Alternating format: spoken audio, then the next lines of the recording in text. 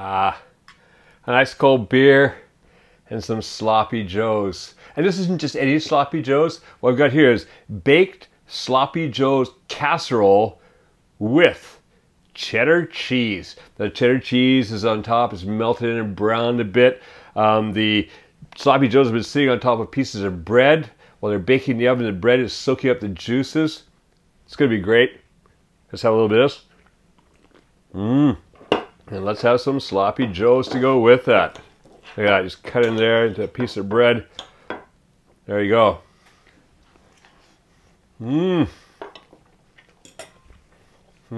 Well, that and the slight bitterness of a cold beer, absolutely perfect. Let's go in the kitchen and make some right now.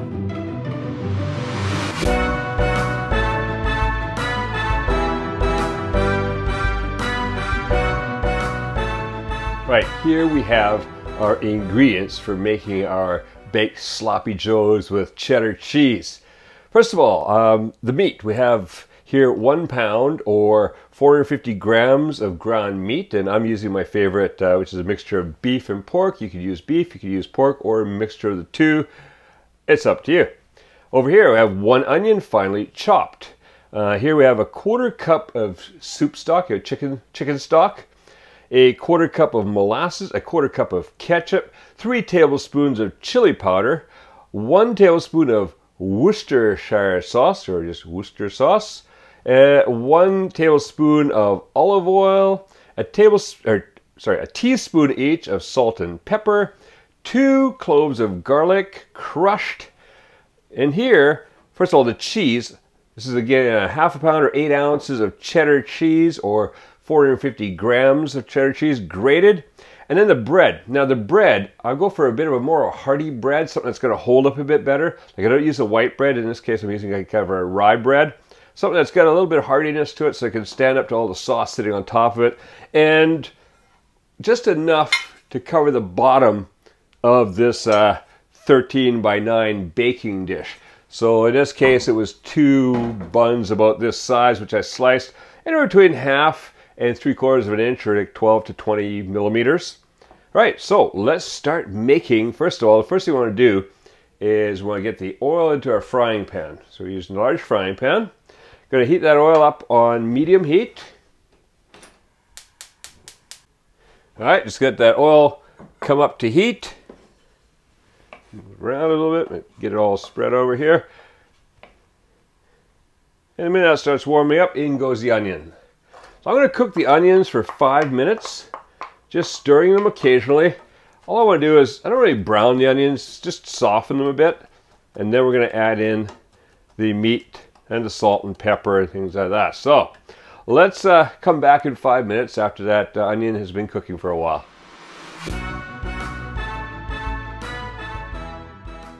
All right, those onions have softened a little bit.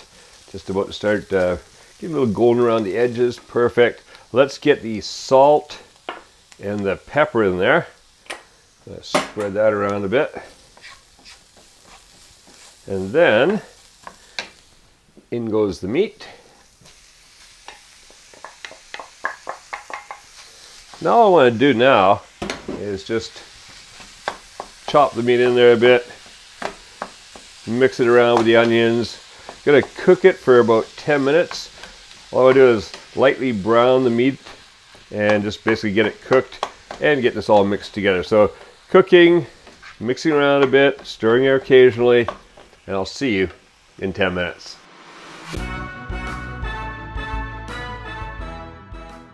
All right, I've been cooking this now for 10 minutes. Give it a little turn every once in a while. That's getting nicely browned. We're just under the 10-minute mark. What I want to do quickly while that's finishing off is I'm going to take a small bowl and just mix these other ingredients together. So we've got like the molasses, get that in there. Okay, then we've got the ketchup. There's that Worcester sauce, chili powder, garlic,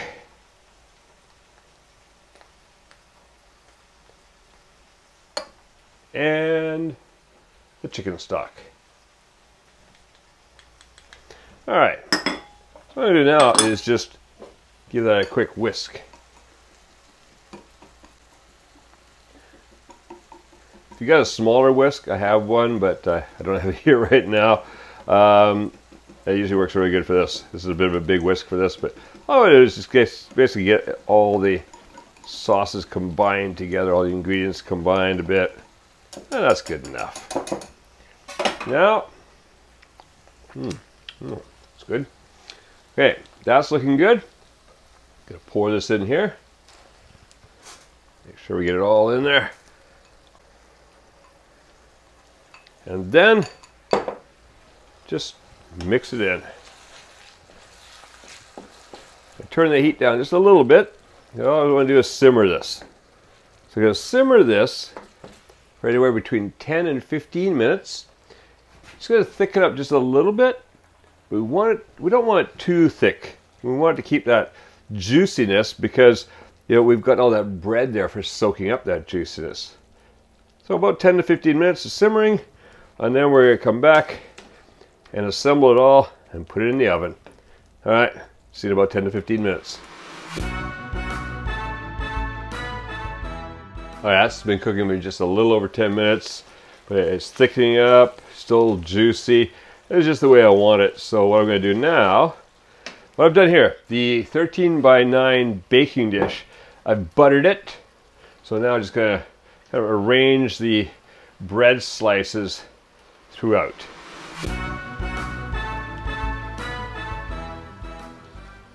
Okay, now this could be any kind of bread. You use big square pieces of bread. I've just cut some buns up for this. Anything, but like I said before, a good hearty bread is best. So now let's turn the heat off and let's start ladling the sloppy joes over top of the bread.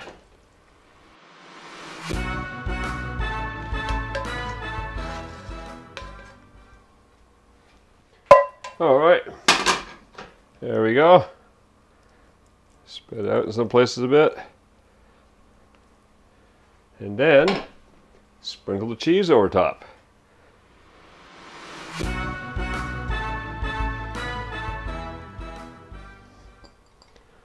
All right, that oven's been heating up over there at 350 degrees Fahrenheit or 180 degrees Celsius. This is going to go in the oven for 20 minutes. The cheese is going to melt and start bubbling. Sauce is going to soak down into that bread. It's going to be great. All right, see you when this comes out of the oven.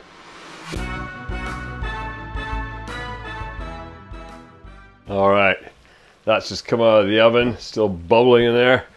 And look at that. Cheese melted, a little browned on top. That's looking delicious. Let's serve some up. So the nice thing is if you've got the smaller pieces of bread, you can kind of see in between the bread. And we got a spot right there. So it's real easy to get your spatula in here and serve it up. And there we go. Baked sloppy joes with cheddar cheese. Have some of that soon. That's delicious. Now, if you go to the link appearing on the screen, you can download and print out the recipe from our main dish recipes booklet on our Patreon feed. So go there now, download this, print it out, make this delicious sloppy joes recipe, and make cooking fun again with Kuma's Kitchen.